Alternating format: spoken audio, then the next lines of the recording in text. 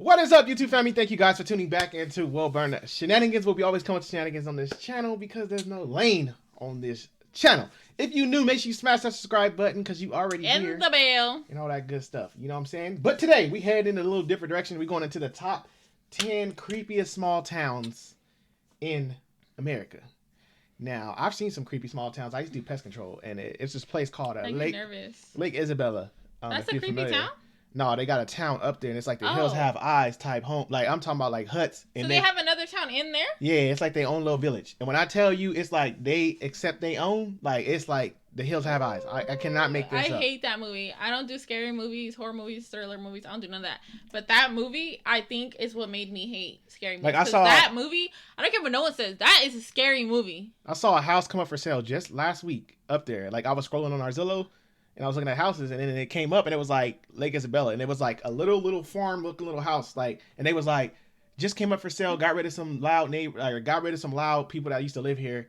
If you're looking for a small town where everybody looks out for everybody, and you can kind of be to yourself and just enjoy the regular, like it's just the way it's described. Hell no, I ain't moving up there with y'all. You be up there like neighbor, or what's that, with a watcher? Like, hell no. Warning, PSA. Stay away from these small towns what if they mention right, it's on there. We've all been to that one rundown town where the vibe just seemed off. The people are strange, and there's this weird feeling in the air. There are a lot of creepy towns in America, especially once you get into the more rural areas. But most don't compare to these. You really should avoid going to any of these places unless you absolutely have to. Some have a dark history and are reportedly haunted by ghosts if you believe in that stuff. And if you don't, well, the paranormal honestly would seem like pleasant company compared to the residents of some of these towns. From abandoned buildings to cults and drugs to gruesome murders, darkness and oddities loom throughout their streets. The following places really should be avoided at all costs, but if you're a crazy adventurer wanting to ignore my warnings, or just interested in seeing how strange America can be, then be sure to listen to my top 10 creepiest towns in the United States. He said go. I'll listen to you all day. But you're not sending my black tail out there. I'm just telling you right now. I have a lot of curiosity, so I probably would go. I'd be scared as hell. I just said I'd be scared as hell, but I'd go. Number 10, Whittier, Alaska. How would you feel if your entire city lived, worked, and spent their free time in the same building? What if they never left? Well, that's life for the 208 residents living in the small port town of Whittier, Alaska. The only way you can escape or enter, if you dare, is by boat or through a single, highly regulated one-lane tunnel. It closes often and unexpectedly. When it is open, you're only allowed to enter every half hour. Fortunately, you don't need to go through the inconvenience of leaving your building since this single 14-story structure, Brodhead Towers, has everything a town could need, from a grocery store to a post office to apartments you can call home, all in the same building. You really do never need to leave. And most people don't during the winter. Just I feel like that one's cool. But I can understand that where they live though, because they got they only get like summer during like 6 months or something like that out of year or something. It's like you get 6 months of summer. So I can understand them like that. This makes sense. But I feel like this one it doesn't really sound creepy because like they have everything they need in their building, so it's not like they can't get everything. It could be creepy if they have regular life like us, regular seasons and stuff, and you just down here living like that. That's weird. But I can understand in their climate and how they live. That makes sense. Yeah. But if you in our town right now and you tell me that's how y'all living, no. That is cool. I think that's cool though. They have like their own grocery store. Like imagine you literally could go downstairs for your grocery store. Be on my 600-pound life. Keep playing.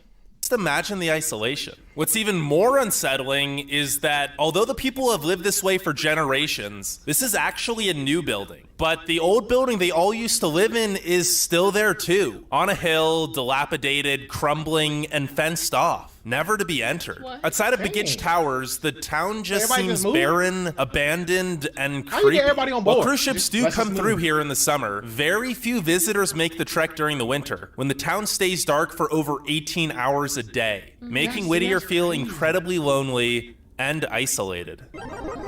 Number 9, Point Pleasant, West Virginia. Upon arrival, it isn't hard to see why the town's most infamous citizen, the creepy humanoid moth-like figure known as Mothman, called Point Pleasant home. No one knows who or what he was, but his supposed flights over the streets during the 1960s It's giving Jeepers Creepers. Look. Man, look. Soon as they invite, like, if I didn't know about it, they say, hey, this town, Mothman, I would have been like, this ain't no goddamn Gotham. I'm terrified of moths. They're so, oh my gosh, they're just so ugly, and I don't know what it is. Like, I am terrified of moths. I hate them. I can't. I don't hate them. Hate's a strong word. I just dislike them. I'm afraid of them. I don't know. Are only a recent occurrence in a town deeply rooted in darkness. It all began on the 10th of October, 1774. The Shawnee tribe bravely fought the new American settlers for the land that they both called home. The Americans barely managed to overcome the tactics of the Shawnee chief Cornstalk. Eventually, Cornstalk, his son, and close friends came to negotiate with the Americans in an effort to avoid future battles. But the Americans captured and executed them all. Just before he died, Cornstalk called upon the Great Spirit to curse the land for 200 years as vengeance for the injustice done to him and his people. Whether you believe in curses or not, 2 devastating floods ruined the town, followed by a destructive fire. Later, an airplane carrying the Marshall University... They already had me in Mothman. Now you talking about 2 floods that came through? Yeah, I ain't going there. The football team and their coach tragically crashed here as well, killing all 75 people on board. In 1967, the Silver Bridge, which connected the town to Ohio, collapsed, killing 46. Then, in 1978, a freight train derailed and spilled toxic chemicals into the city's water supply. Not to mention the apparent Men in Black and UFO activity in the area. The town is even cursed by a name it could never live up to. If you visit Point Pleasant today, you'll definitely feel something strange in the air. And it's not just Mothman. The real mystery is, why do people keep living here? Exactly. Number 8, Villisca, Iowa. On the surface, Villisca looks like your normal, quiet, small Midwest town. But that only makes everything that I'm about to tell you even creepier. Over 100 years ago, the Villisca axe murders of 1912 traumatized See, that's your problem. That's the problem right there. Why is there a sign at the damn house talking about burn the damn thing down, tear it down? Like, I don't know. I just feel like that's kind of stupid though, because like every place has like houses that have been like I this. feel like it's not a lot of places have like it's not a museum, serial killers and all that. So it's like an axe murder. It's not a museum. I'm not trying to walk through it. People got slain in this joint. It's just like when they show people live in houses when they show like the plantations and stuff.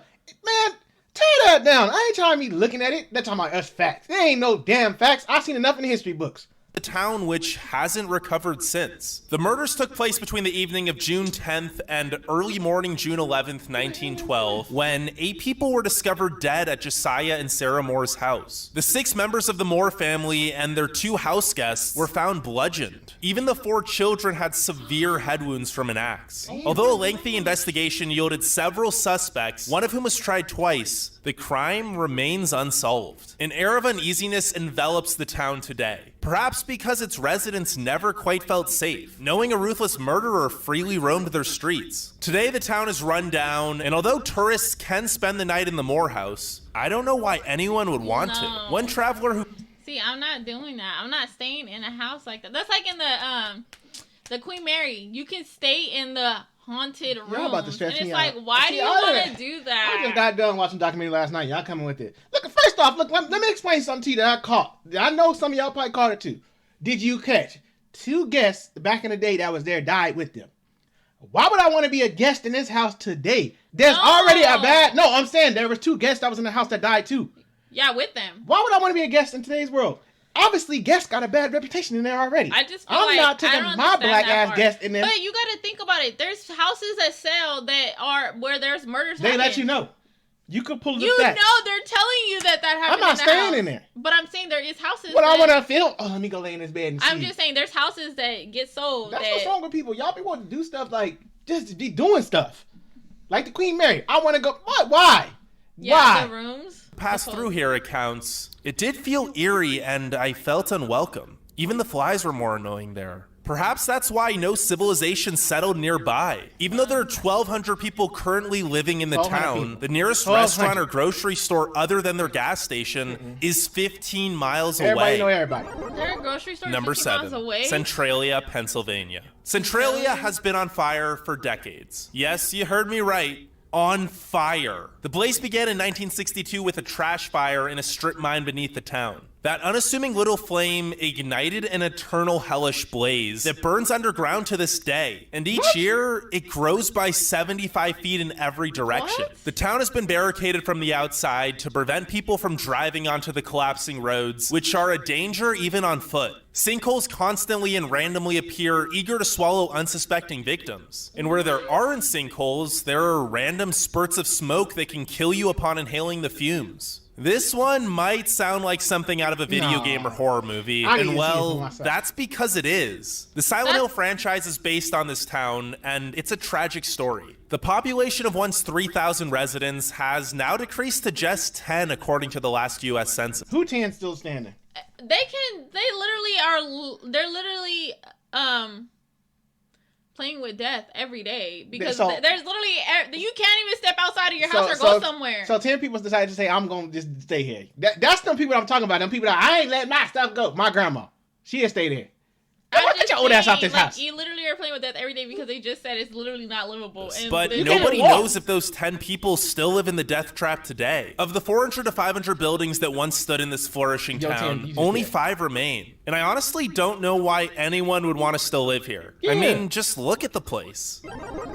Number 6, Brodhead, Wisconsin. Brodhead is a town haunted by many dark and twisted tales. The first known haunting began after 2 men brutally murdered a helpless woman whose ghost supposedly now roams the bridge that she died on. And that isn't the only tragedy that darkens the city. A fire claimed the life of a little girl who apparently now haunts the building she burned to death in. As if that isn't bad enough, Brodhead residents have recounted numerous haunting encounters with various ghosts all over the town. Perhaps because of another tragedy that happened at what is now called Hell's Playground, where children were murdered by a mentally ill man. Many reports of eeriness and even the faint sound of children chanting have been made. And even if you don't believe in ghosts, the town here still feels creepy. Perhaps in part due to the old decaying architecture mixed with extremely religious people and lots of meth addiction. Brodhead just isn't a pleasant place to go through. that one. Number 5, Cairo, Illinois. This once booming metropolis sits conveniently at the confluence of the Mississippi and Ohio rivers. The amazing location brought it great economic success in the early 20th century, but eventually also became its demise. The Great Mississippi Flood of 1927 amassed tragedy here, and soon thereafter, many who once called it home eagerly left once rivers were no longer necessary for trade. It quickly became a ghost town. The population has been reduced to a mere 3,000 residents. Those who remain live amongst the corroding ruins of what was once a great city, now overgrown with weeds. What's even worse is that it's a town ruined by its own hate and spite. Many white-owned businesses chose to go out of business instead of integrating during the civil rights movement. And even as recently as 1967, lynchings were held here. It's no wonder so many were quick to abandon the town. Crime runs rampant here, and just walking through the streets honestly feels like something out of The Walking Dead. That's crazy. Like, Why are you? You know what? It's just like, why stay? But I mean, maybe some people like they don't want to leave. You know, I don't. home. Look, Wilbur, not everybody thinks like you. it ain't about thinking. It's about common sense.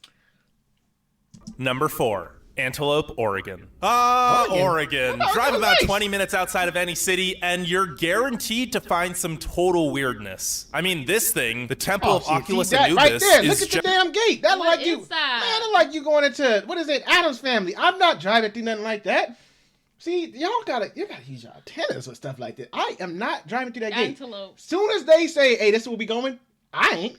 I'm getting out right before we just go outside of Portland. But out of all Oregon's cultish, creepy, and strange towns, Antelope is by far the creepiest. I mean, the people here live with actual deer on their porches. That's a major weird red flag. But maybe they just didn't get the memo since they don't have any modern technology or much communication with the outside world at all. Now, you're probably wondering the same thing I was. Why do these people live with deer? Well, in 1981, a mystic guru guy from India known as Bhagwan Sri Rajneesh bought 65,000 acres of land just 18 miles outside Antelope. And let me tell you, Oregon had no idea what was coming. It wasn't long before thousands of his followers had infiltrated the town of Antelope with their cultish ideals and eventually even voted to rename the town after Rajneesh. But taking over Antelope wasn't enough. Members of the cult began poisoning everything from restaurant salad bars to water supplies of nearby towns and even Portland and Salem. They also tried to murder several public officials. A global manhunt eventually collapsed the cultic commune, but needless to say, the town of Antelope never quite recovered. It's a ghost town, full of decaying, empty storefronts. Only 49 people remain here as of the last Y'all few starting to kill me with these. See, y'all gotta stop giving me numbers, because I'm starting to... It goes like, oh, that's not bad. Then it goes like, oh my gosh, like 49 people still there? hell no. It's the 49 of him, of his little cult thing. They're still alive. I couldn't do it. My mind just couldn't. Just see the same 49 people every day. Like, You see the same people every day in your house. That's different. I'm talking about like this 49. Just imagine you pull out the same 49. Like it ain't like here. It's like going to school though. You see the same people. No, but that's more than 49 people. And I don't know everybody at school. True. I know the same 49 people in this neighborhood. And they cult like. Like if something happens, it's one of y'all 49 that did it. Like, it's like everybody know each other's business. Everybody knows somebody's business. The neighborhood watch. Neighborhood watch ain't got neighborhood watch. You know, watching each other. Many resiliently still following their cultic ways. See? Living with their deer.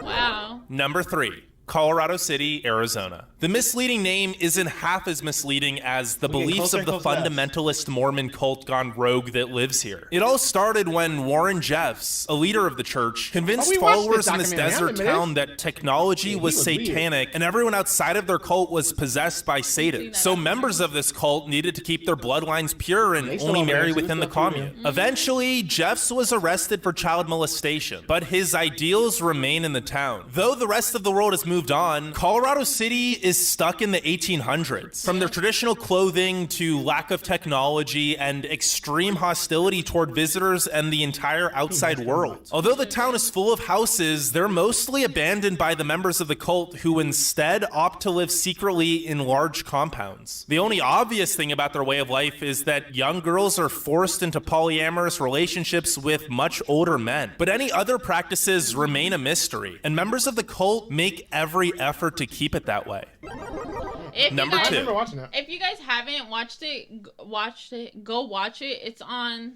Is it on Hulu or Netflix? It's on, I forgot. I think it's like on Hulu or Netflix. One of them. It's called whatever his name is. It's called Pray, Love, something.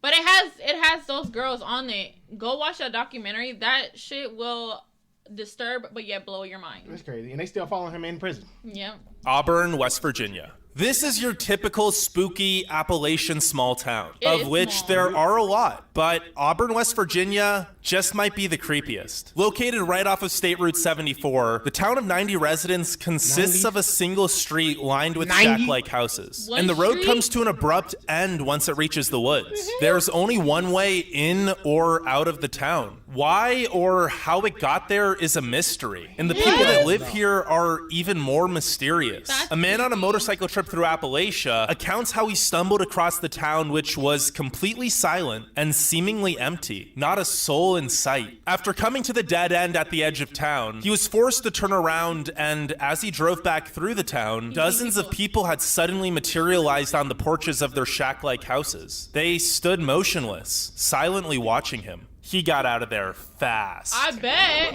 See, it's not that. You literally are traveling and you see nothing. It looks like a ghost town. And then you come back and it's like everybody's outside looking at you. Stop if you want to. That's crazy. Stop if you want to. I'm not stopping. All you had to do was throw a stick and knock him off his bike.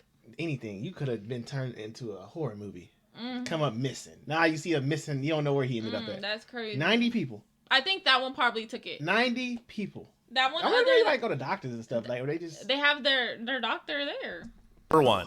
Skidmore, Missouri. At first glance, you may see Skidmore as just another decaying small town that more and more people are leaving every year. But this town is a lot more depressing than that, especially when you know where it all started. Over 50 years ago, the notorious bully Ken McElroy blackmailed his way into a reign of terror over the town. He literally raped and pillaged the people there, forcing women as young as 12 into polygamous marriage. No one knew how to stand up to him, not even the police, until one day someone someone just shot him in front of the entire town. There was an intense legal investigation, but no one in the town would say a word. The authorities eventually gave up. Skidmore was finally peaceful. For a while. But in the year 2000, Wendy Gildenwater was stomped to death by her boyfriend. Some even say she was dragged on the streets hanging from the side of his car until she died. But that wasn't the last of the town's nightmarish troubles. On December 16th, 2004, a pregnant 23-year-old, Bobby Jo Stinnett, was discovered by her mother, who told 911 operators that she looked like her stomach exploded. Upon autopsy, they found that the infant was cut out of her womb by another lady who decided she wanted a baby. For a town of just 250 residents, there have been an abnormally large amount of gruesome murders and disappearances. That's why Skidmore truly is the creepiest town in America. That took one. But seriously, you probably don't... That took number one. I think that one took number one, and then the second one was with the guy with the motorcycle, and I think the third one would have to be the fire one. I wonder how many little towns is out there like this. I'm pretty sure a lot. I mean, you got to think a lot of places have little towns. That's what I saying probably come from, where they say don't turn down, go down, where you don't know if you're going, don't be turning down the wrong streets. Mess around and end up somewhere. That's crazy. That's creepy. It's just weird to hear like 40 people, 10. Like, why are you still 10? Get your asses on. Some people are used to that living, though. You have to understand. Like, some people are used to living 10. that way. Yeah. They could be from the same 10 every day. They can be from, like, the every day. But they could be from the old, like, back in the day. That gotta be the most depressing life ever. Every day I wake up. They probably love it. That's why they're staying there. Every day I wake up, I go outside, cut my grass. I see 9 other people, the same 9 cutting their grass. Like, that's weak. Man, and then somebody gotta be single. Like, is it 10, 5 and 5? Or, Imagine Tinder for them. Yeah, they... Damn it, I looked at Stacy yesterday. There's James again. I guess I'll swipe up today. It's like, literally, like, you gotta go to another town to find somebody. Oh That's my God. crazy. This is wild. I like this, though. Hey, send me some more videos like this. I like this. This is crazy. I like videos like this. Like the ghost ones and stuff. You got me away from those. I like these videos. No. But let us know what y'all thought about this. This is wild. If y'all live in any of these places, no, you know they don't. They have that. Like, no, like next to it. Like you can live in Oregon and then they've been there and something. I'm just saying, you know they don't. Like, I'm not saying the actual little ass town. Literally, half of these places had no technology. Imagine somebody in the comment section. You talking about my shit? They literally had no technology, Wilburn. Imagine somebody. I actually lived there. Talk about my grandparents live there. Come on, y'all.